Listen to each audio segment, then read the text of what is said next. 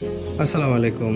যাদের বাজেট একটু কম বা প্রথম পিসিপি নেবেন, পিসিপির সম্পর্কে জানবেন, কিছুদিন ব্যবহার করবেন, তারা এই গানটা দেখতে পারেন। এটা হচ্ছে ইন্দোনেশিয়ান 0.22 ক্যালিবার, রেগুলেটেড, কিন্তু এটা ফুললি রেগুলেটেড, সাথে এয়ার ট্যাঙ্ক। এটা হচ্ছে 500 সিসির এয়ার ট্যাঙ্ক দেওয়া আছে।